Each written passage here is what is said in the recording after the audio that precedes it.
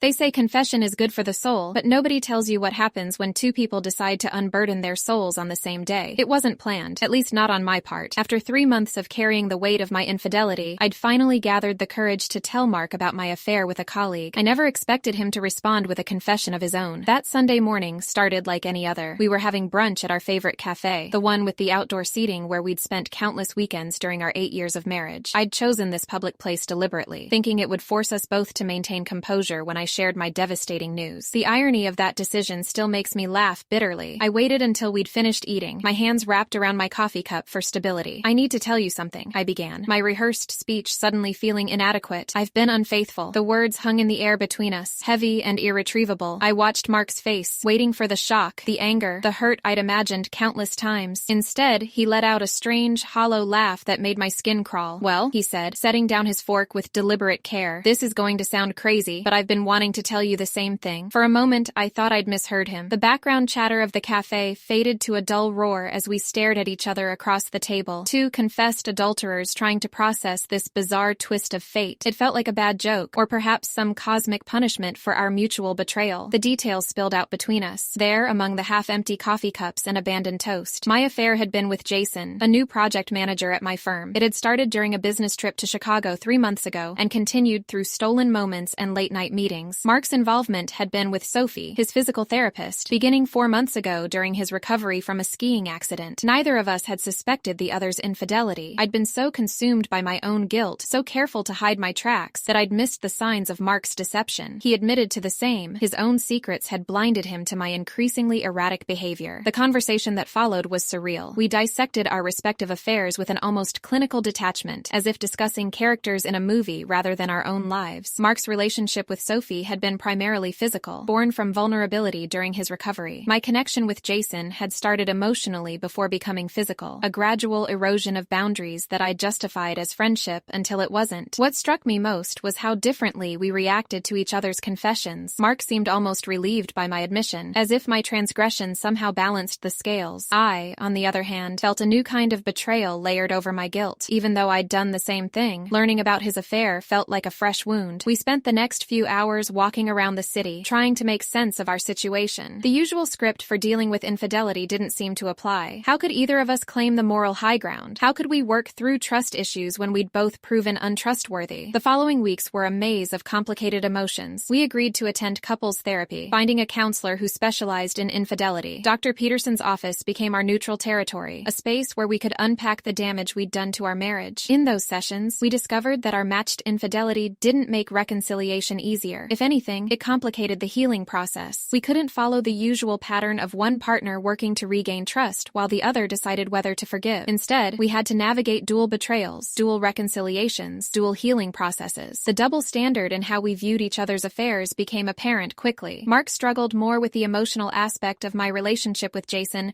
than I did with the physical nature of his affair with Sophie. He couldn't bear the thought of me sharing intimate conversations with another man, while I found myself fixated on the physical details of his encounters. Would it have been easier if I'd only slept with him without the emotional connection? I asked during one particularly intense therapy session. Mark's response was telling. Would it have been easier for you if Sophie meant something more to me than physical comfort? We discovered that gender stereotypes about infidelity ran deep in both of us, despite our progressive views in other areas. Society had conditioned us to view male and female infidelity differently. Men's affairs were often dismissed as purely physical needs, while women's affairs were seen as more threatening because they involved emotions. Dr. Peterson helped us understand that these distinctions were artificial. Betrayal was betrayal, regardless of its nature or the gender of the betrayer. The real question wasn't who had hurt whom more deeply, but whether we could rebuild something worth saving from the ashes of our mutual destruction. The process of rebuilding trust when both partners have broken it is like trying to construct a building with two damaged foundations. We had to shore up our own trustworthiness while simultaneously learning to trust again. It required a level of honesty that was often uncomfortable. Complete transparency with our phones and schedules, detailed accounts of our whereabouts, immediate disclosure of any contact with our former affair partners. Both of us ended our affairs completely, though the aftermath lingered in unexpected ways. I requested a department transfer at work to avoid daily contact with Jason. Mark found a new physical therapist in Jim, ensuring he wouldn't run into Sophie. These practical changes were the easy part. The harder work was examining why we'd both sought connection outside our marriage. Through therapy, we uncovered patterns of emotional disconnection that had developed developed gradually over our years together. Career pressures, unspoken resentments, and poor communication had created parallel lives where we functioned as partners but had stopped truly sharing ourselves with each other. Our affairs had been symptoms of a deeper malaise in our marriage. The question of whether to stay together wasn't easy to answer. Some days, the weight of dual betrayal felt insurmountable. Other days, our shared experience created a strange kind of intimacy. We were the only ones who could truly understand each other's position as both betrayer and betrayed. A year has passed since that Sunday brunch confession. Our marriage today bears little resemblance to what it was before. We've had to dismantle everything we thought we knew about relationships, trust, and forgiveness. The process has been painful, but also enlightening. We've learned that true intimacy requires constant attention and that trust, once broken, can be rebuilt but never quite returns to its original form. We've also discovered that healing doesn't follow a linear path. Some weeks bring progress, genuine laughter, renewed physical intimacy, deeper emotional connections. Other weeks, we struggle with triggers and trust issues that send us spinning back into hurt and doubt. The difference now is that we face these challenges together, with complete honesty about our fears and vulnerabilities. Recently, we returned to that same cafe where we'd made our confessions. Sitting at a different table but ordering the same meals, we reflected on how far we'd come. Our marriage isn't perfect. Perhaps it's stronger for not trying to be. We've learned to embrace the complexity of human relationships, to understand that love can coexist with pain, and that forgiveness is both a choice and a process. The most surprising outcome of our matched infidelity